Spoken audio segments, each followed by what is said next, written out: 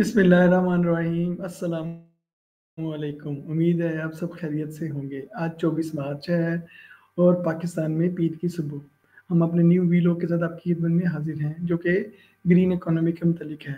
Green economy के आज हम इसमें डिस्कस करेंगे ग्रीन इकोनॉमी का तारुफ क्या है और इसके मुतालिक चंद हकाइक क्या हैं। इसी तरह इसकी हम प्रैक्टिकल बेनिफिट्स भी देखेंगे और हम देखेंगे क्या कार्बन फ्री वर्ल्ड एक हकीकत है कि ये सिर्फ का वर्ड का ख्वाब ही रह जाएगा कि यह एक हकीकत है। इसके बारे में आज हम डिस्कस करेंगे। इसी तरह हम प्रैक्टिकल एग्जांपल्स देखेंगे कि किन कंट्रीज ने उनकी सक्सेस स्टोरीज क्या थी जिन्होंने ग्रीन इकोनॉमी पे काम किया। तो सबसे पहले हम देखते हैं ग्रीन इकोनॉमी, लेकिन उससे उससे पहले जाने से पहले हम देखते हैं इंडस्ट्रियल रेवोल्यूशन। जिस तरह के आप जानते हैं कि इंडस्ट्रियल रेवोल्यूशन का आगाज हुआ 18वीं सदी में बरतानिया में और उसके बाद 19वीं सदी में अमेरिका से आगाज़ हुआ। इंडस्ट्रियल रेवोल्यूशन के नो डाउट बहुत ज़्यादा फ़ायदे भी थे। नंबर 1, जिससे लोगों की वेजेस बहुत ज़्यादा बढ़ी, उनकी इनकम बहुत ज़्यादा बढ़ी। उसके बाद जो हमने स्टीम इंजन की ईजाद या टेलीग्राफ की ईजाद या बहुत सारी ईजादात इंडस्ट्रियल रेवोल्यूशन का नतीजा ही हैं। लेकिन जिस तरह हर चीज़ के कुछ फ़ायदे हैं, इसी तरह हर चीज़ के कुछ नुकसानात भी हैं। इंडस्ट्रियल रेवोल्यूशन से हमारे माहौलियात में बहुत ज़्यादा नुकसान हुआ और हमारी ज़्यादातर अगर हम आज देखें तो आज अगर हम लो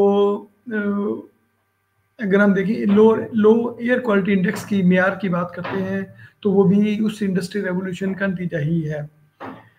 उसके बाद जो थिंक टैंक्स थे उन्होंने ग्रीन इकोनॉमी पे सोचना शुरू कर दिया। तो green economy basically the system that sustainable development पे ज़्यादा बात करते हैं और क्लीन एनर्जी पे बात करते हैं, रिसोर्स एफिशिएंसी की बात करते हैं और सोशल वेलबींग की बात करते हैं, जो ग्रीन इकोनॉमिक सिस्टम में है। इसी तरह अगर हम की जो बेनिफिट्स हैं, की पार्टिसिपेंट्स हैं, जो की प्रिंसिपल्स हैं जिनके ऊपर ग्रीन एनर्जी का इसका इन्हिसार है, वो क्या क्या है। नंबर 1 लो कार्बन एमिशंस है, रिसोर्स एफिशिएंसी है, इस तरह सोशल इंक्लूजन है, इकोसिस्टम प्रोटेक्शन है और इसी तरह सस्टेनेबल प्रोडक्शन एंड कंजम्पशन है। इन सारी चीज़ों पे वो पॉइंट्स हैं जिनके ऊपर हमारे लो ग्रीन एनर्जी सिस्टम का इन्हिसार है, ग्रीन इकोनॉमी सिस्टम का इन्हिसार है। लो कार्बन एमिशन से मुराद क्या है? लो कार्बन एमिशन से मुराद ये है कि हमें वो सिस्टम्स इजाद करने हैं, वो फ्यूल्स जिनका फॉसल फ्यूल के ऊपर इन्हिसार कम से कम हो। फॉर एग्जांपल हम सोलर एनर्जी सिस्टम में चले जाएं, हाइड्रो सिस्टम में चल जाएं या विंड टर्बाइन सिस्टम में चल जाएं, जिनकी वजह से हमारा फॉसल फ्यूल सिस्टम के ऊपर इन्हिसार कम हो। इसी तरह हम देखते हैं रिसोर्स एफिशिएंसी को, तो रिसोर्सेज को भी हमने इंटेलिजेंटली प्ले करना है, जिसमें वाटर और एनर्जी के सिस्टम्स हैं उनको इस तरह यूज़ किया जाना है कि ताकि हमारा आम एमिशन से कम वास्ता पड़े। अगर हम सोशल इंक्लूजन की बात करें तो सोशल इंक्लूजन से मुराद ये है कि हमने क्रिएटिंग जॉब्स करनी है, जो ग्रीन जॉब्स क्रिएट करनी है और इसी तरह हमने fair transition for all the workers कि जी इन सिस्टम्स का, इन चीज़ों का तमाम वर्कर्स तक भी रसाई मुमकिन हो सके। इसी तरह हम जाते हैं इको सिस्टम प्रोटेक्शन में, तो conserving forest, oceans and biodiversity इस हमारे ग्रीन इकोनॉमी सिस्टम का एक हिस्सा है। इसी तरह सस्टेनेबल डेवलपमेंट भी। अब हम देखते हैं कि ग्रीन इकोनॉमिक सिस्टम के फ़ायदे क्या हैं, क्या क्या फ़ायदे हैं जो ग्रीन इकोनॉमिक सिस्टम के हैं। तो उन बहुत सारे फ़ायदे में reducing pollution, saving energy, creating jobs और प्रमोट सस्टेनेबल बिजनेसेस और फाइट क्लाइमेट चेंज, ये वो वाले एग्जांपल फ़ायदे हैं जो कि हमारे उसके ग्रीन इकोनॉमिक सिस्टम की वजह से हमें मिलते हैं हमारे माहौल को।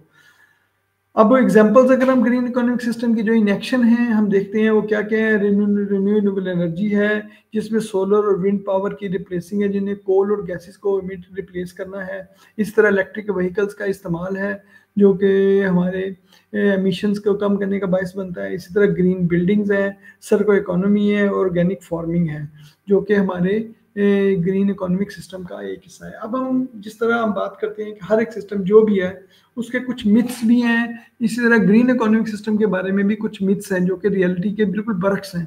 नंबर 1 पहला मिथ ये है कि क्या ग्रीन इकोनॉमिक सिस्टम बहुत ज़्यादा महंगा है? नो, ग्रीन इकोनॉमिक सिस्टम महंगा नहीं है बल्कि ये सस्ता है। इसी तरह क्या हम इंडिविजुअली भी ग्रीन इकोनॉमिक सिस्टम के हिस्सा बन सके? यस, स्मॉलर स्टेप्स हमेशा leads to bigger transition, bigger systems change.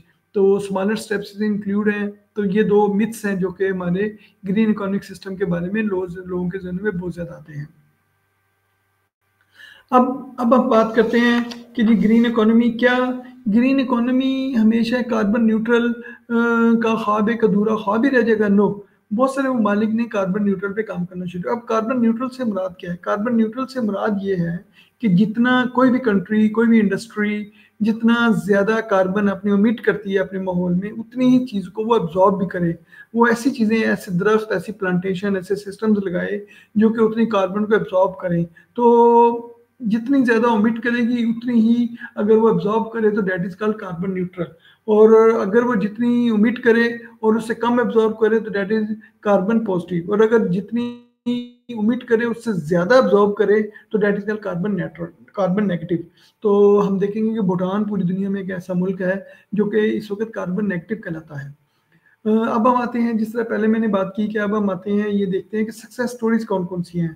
तो बहुत सारे ममालिक ने कार्बन ग्रीन इकोनॉमी में काम किया, डिफरेंट ज़राए से डिफरेंट मेथड्स उन्होंने अडॉप्ट किए, उन्होंने अपने टारगेट सेट किए। लाइक स्वीडन ने 2000 अपना टारगेट सेट किया कि 2045 में उन्होंने अपने आप को as a carbon neutral country consider करना है। तो उन्होंने उसके लिए लो एमिशंस के सिस्टम में रिन्यूएबल एनर्जी पे काम किया, उन्होंने इलेक्ट्रिक व्हीकल्स लगाई और सस्टेनेबल इंडस्ट्रीज़ लगाई, जिसकी वजह से अपने टारगेट की तरफ बढ़ रहे हैं। इस वक़्त वो अपने टारगेट से 50% तक इम्प्रूव कर चुके हुए हैं।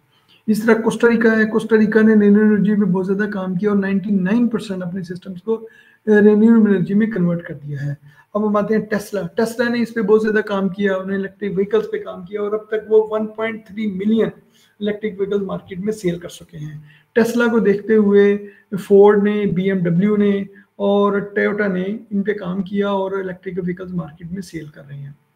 चाइना है, चाइना एक बहुत बड़ा जाइंट है जिसने सोलर एनर्जी पे बहुत ज़्यादा काम किया और इस वक़्त अगर पूरी दुनिया में जो सोलर प्रोडक्ट सेल हो रही हैं, उसका 50% प्रोडक्ट जो है वो प्रोड्यूस हो रही है चाइना के अंदर।